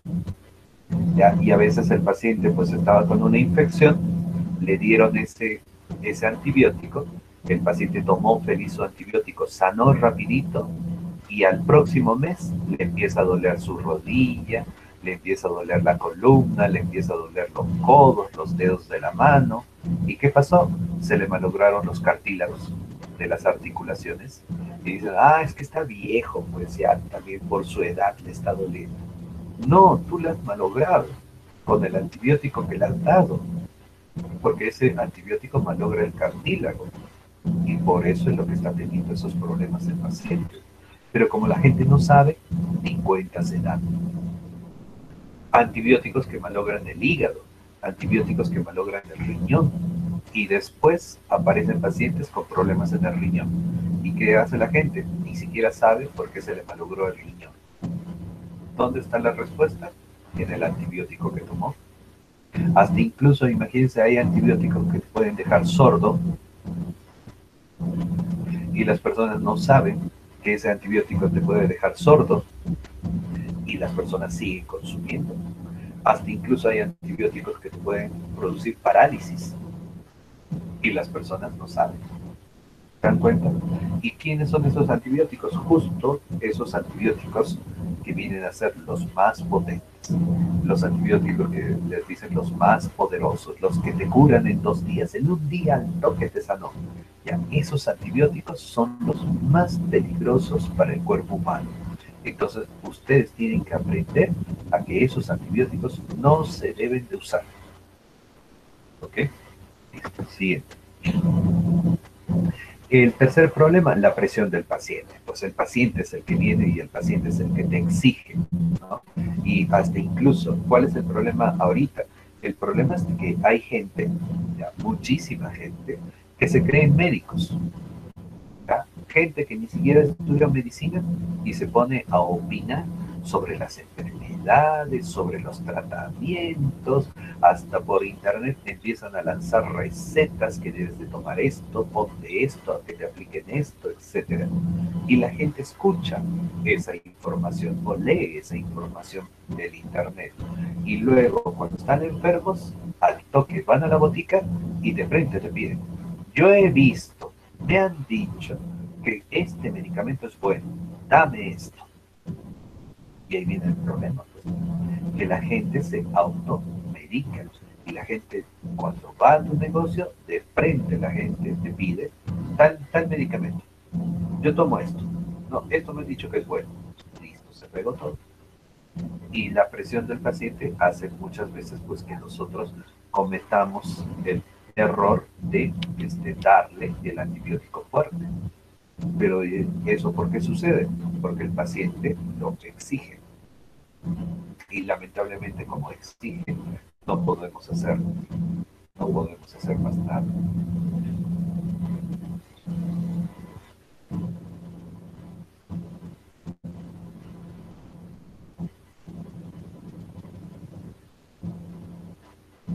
¿Ok?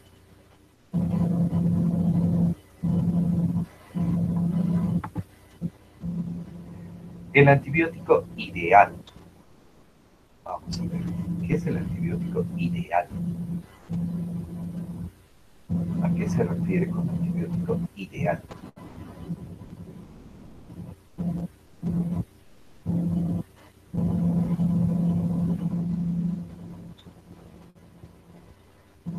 Antibiótico ideal. A ver, vamos con eso. Es aquel, es aquel antibiótico que resulta más eficaz. ¿Ya? El antibiótico ideal entonces tiene que ser eficaz. Tiene que ser menos tóxico. Menos tóxico. Tiene que retardar el surgimiento de cepas resistentes. ¿Qué significa? Que no va a permitir que aparezcan bacterias resistentes. Es de menor costo, o sea, tiene que ser barato, y es de fácil administración. ¿Qué nos dice la siguiente línea de color azul sobre el antibiótico ideal? Que el antibiótico ideal no existe. ¿Ya? Entonces es mentira que alguien nos diga, este antibiótico es ideal. No, no existe el antibiótico ideal. Porque el antibiótico ideal debería de tener todas esas características. Y lamentablemente no existe, pues no existe antibiótico ideal. Ahora, pero las características de eficacia, toxicidad y costo son consideraciones básicas en la elección de la droga a usar en cada caso, ¿cierto? Lo que sí vamos a ver nosotros cuando vamos a dar antibióticos es saber la efectividad, es decir, ver si es eficaz o no es eficaz. Y eso es lo que yo voy a tratar de enseñarles durante estas unidades. Yo vamos a hablar de tal antibiótico y yo les voy a decir, usen este antibiótico para tal caso. ¿Por qué les voy a decir que usen para ese caso? Porque se ha visto que es mejor curando esa infección. Y eso es lo que yo les voy a decir. Para que ustedes, cuando salgan a trabajar, pues decidan. Vaya, este antibiótico, el doctor me dijo, esto era bueno para tal cosa. Allá. Entonces, de esa manera ya vas a ir eligiendo tu antibiótico. ¿Entendido? También vamos a aprender lo que es la toxicidad, es decir, las reacciones adversas. Y vamos a aprender qué daño producen esos antibióticos. Eso vamos a ir aprendiendo poco a poco. La clasificación de los antibióticos. Miren, se consideran viejos antibióticos o los antibióticos antiguos a las penicilinas, aminoglicósidos, cefalosporinas, macrólidos, lincosamidas, tetraciclinas, sulfonamidas, carbapenemes, quinolonas, glicopéptidos, monobactantes. Todos ellos son llamados los antibióticos viejos. ¿Por qué? Porque son los antiguos. Ojo, son los antiguos. Pero a pesar de ser antiguos, a nosotros nos sirven todavía, por si acaso. Los nuevos, dicen, los nuevos antibióticos, han salido nuevas quinolonas. Por ejemplo, trovafloxacino, grepafloxacino. Pero ¿qué ocurre? En algunos países fueron retirados. Ojo, por ejemplo, trovafloxacina y grepafloxacina fueron retirados en 1999. ¿Por qué? Porque ya eran muy tóxicos, eran muy peligrosos para el ser humano. Pero hay países que todavía lo siguen vendiendo. Por ejemplo, nuevos antibióticos para el sistema respiratorio, salió levofloxacina, moxifloxacina, la gatifloxacina, garenoxacina, gemifloxacina. De estas, por ejemplo, la gatifloxacina fue retirada en el 2006. ¿Por qué? Porque ya era muy peligrosa, ya era muy tóxica para el ser humano, y por eso en el 2006 fue retirada de algunos países. En otros países todavía se sigue utilizando. Ojo, así que hay que tener presente ese detalle. Cefalosporinas, salieron las cefalosporinas de cuarta generación, luego salieron las cefalosporinas de quinta generación. Salieron los nuevos macrólidos, como la teritromicina, que en algunos países ha sido retirado por la potencia y por lo tanto toxicidad que provoca los nuevos macrólidos.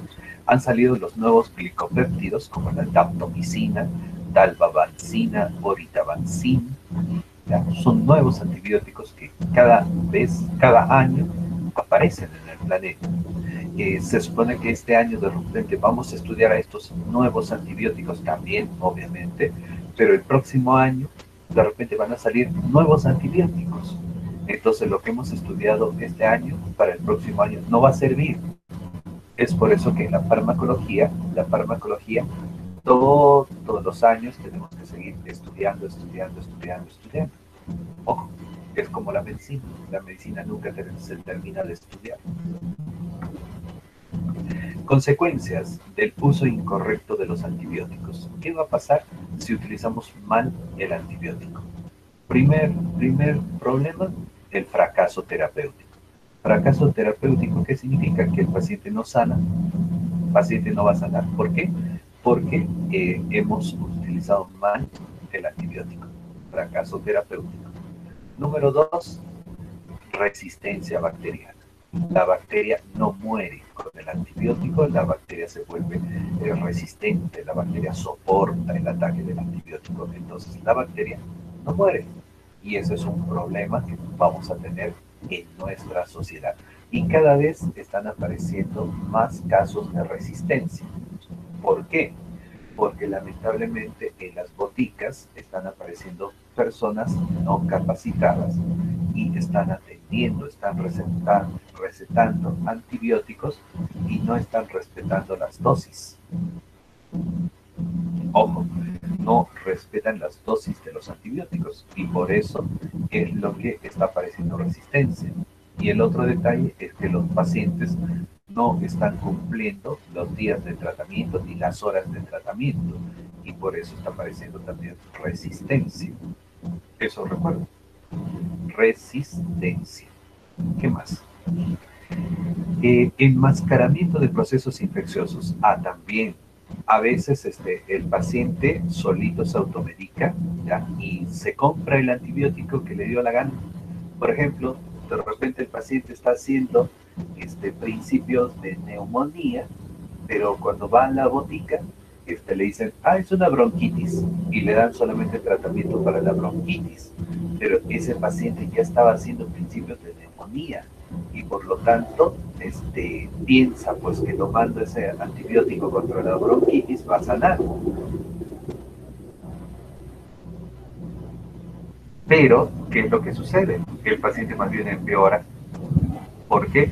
Porque ese antibiótico esconde la enfermedad que realmente tenía. Y ese paciente pues tenía la neumonía. Y después de unos días ese paciente hasta puede fallecer.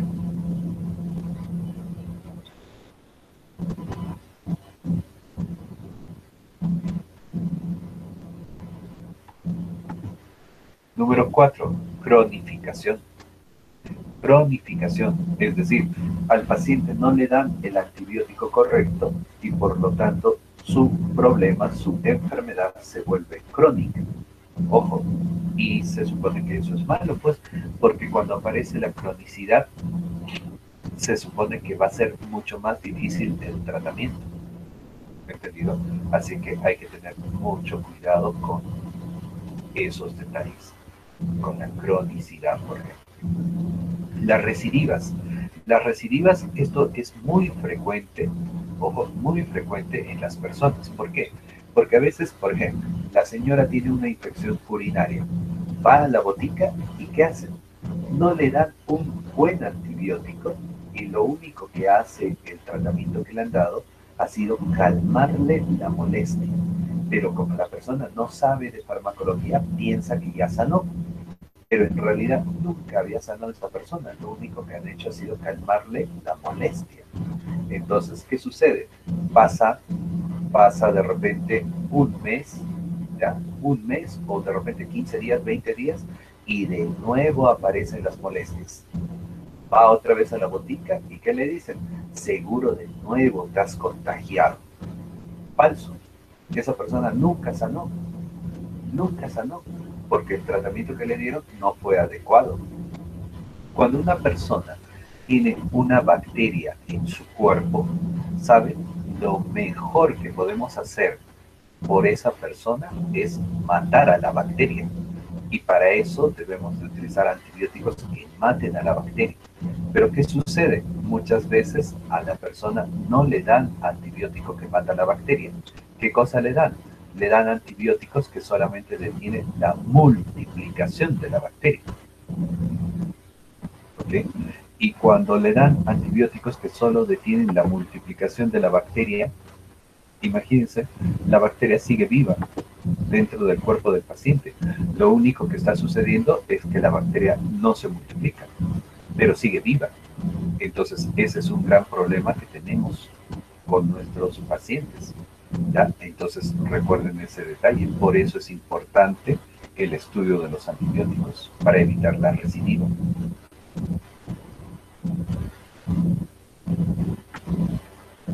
Por último, los efectos adversos. En la actualidad se supone que usar antibiótico es de tener muchísima precaución, hay que estar atentos. ¿Por qué? Porque los antibióticos están generando reacciones adversas. Entonces lo que tenemos que hacer es tener mucho cuidado y aprender cuáles son las reacciones adversas de cada familia de antibióticos, cosa que estés preparado y cosa que cuando aparezca te des cuenta que esa es una reacción adversa y puedas actuar de inmediato con el paciente. Porque si yo no sé cuáles son las reacciones adversas, al paciente le aparecen las reacciones adversas y ni cuenta nos damos que ese paciente está teniendo reacciones adversas. Así que hay que tener mucho cuidado con eso. Requisitos. ¿Requisitos para qué? Requisitos para el uso correcto de los antibióticos. ¿Qué se necesita saber, ojo, para poder utilizar de manera correcta el antibiótico? ¿Qué necesitamos conocer? Para poder utilizar bien los antibióticos, debemos de conocer la farmacodinamia y la farmacocinética de los antibióticos. Farmacodinamia y farmacocinética de los antibióticos. Eso es lo primero que debemos de conocer. Ojo, la farmacodinamia, ¿por qué? Porque recuerden que con la farmacodinamia aprendemos el mecanismo de acción del antibiótico. Es por eso que debo de conocer farmacodinamia, para saber el mecanismo de acción, para saber el efecto del antibiótico. La farmacocinética. ¿Por qué necesito saber la farmacocinética? Para saber por qué vía se absorbe el antibiótico, para ver qué pasa cuando el antibiótico entra a la sangre, para saber a qué órganos entra el antibiótico, para saber si ese antibiótico se metaboliza o no se metaboliza. Por eso yo necesito saber la farmacocinética. ¿Entendido? ¿Qué más necesitamos saber? Las indicaciones y las alternativas. Las indicaciones y las alternativas. Se supone que tenemos que aprender de cada antibiótico tenemos que aprender para qué se usa, cuál es el uso de los antibióticos. Eso es lo que debemos de aprender, el uso de los antibióticos. ¿Entendido? Y para eso se supone que debemos de aprender pues uno por uno y saber en qué casos se usan los antibióticos. Y también saber, por ejemplo, yo por ahí se me puede ocurrir, ¿no? Cuando ustedes ya lleguen al sexto ciclo, en el sexto ciclo decirte, dame una lista, haz una lista de 5 antibióticos contra la amigdalitis. Dame una lista de 5 antibióticos contra la bronquitis. Una lista de 5 antibióticos contra la diarrea. Entonces tú tienes que saber qué cosa, alternativas de tratamiento. ¿Por qué? Porque sería un error, por ejemplo, de que ustedes me aprendan. Paciente con amigdalitis se le da amoxicilina. Entonces tú de paporreta me aprendes. Amigdalitis, amoxicilina. Amigdalitis, amoxicilina. Amigdalitis, amoxicilina. Y así aprendes como loro. Llegas a trabajar, llega el paciente con amigdalitis y al toque en tu cabeza aparece amoxicilina. Volteas y se te acabó la amoxicilina. ¿Qué vas a hacer? O si no, llega el paciente con amigdalitis y antes que tú digas el tratamiento, el paciente te dice, tengo amigdalitis, ya me duele la garganta, todo eso, ya, amigdalitis. Y el paciente te dice, pero por si acaso soy alérgico a la amoxicilina.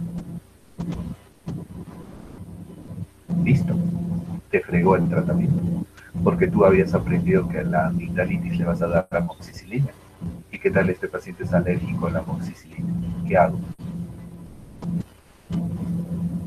Por eso es lo que ustedes tienen que aprender, opciones, alternativas de tratamiento. O sea, si no tengo este antibiótico, ¿qué otro antibiótico le puedo dar? Y si no tengo eso, ¿qué otro antibiótico le puedo dar? Eso es lo que ustedes tienen que aprender bien.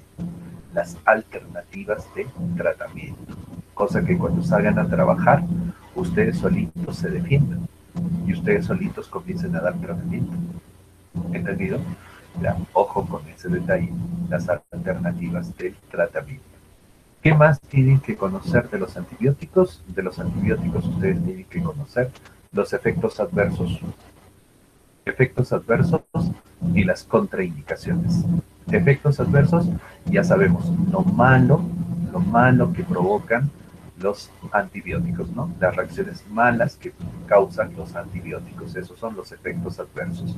Las contraindicaciones, ¿a qué se refieren? ¿A qué persona no se le puede dar este antibiótico? A eso se le dice contraindicaciones. ¿A qué personas no le damos tal antibiótico? ¿Qué paciente no debe de probar tal antibiótico? Esas son las contraindicaciones. ¿Entendido? Entonces, eso es lo que necesitamos aprender de los antibióticos. ¿Entendido? La farmacodinamia, la farmacocinética, las indicaciones, las alternativas de tratamiento, los efectos adversos y las contraindicaciones. Eso es lo que ustedes deben de dominar de sus medicamentos. Si ustedes no dominan eso, lamentablemente cuando salgan a trabajar van a estar perdidos en el espacio y van a dudar. La duda mata. Vas a dudar y no vas a saber si le das o no le das eso. Y eso es lo que te va a generar problemas en el trabajo, porque cuando te entra la duda, te borra todo. ¿Entendido? Muy bien, entonces eso recuerden, eso es lo que quería que conversáramos el día de hoy. Así es que si no han entendido bien lo de las bacterias, hay que revisar la grabación una y otra vez para poder entender lo de las bacterias y luego las generalidades de los antibióticos, ¿ok?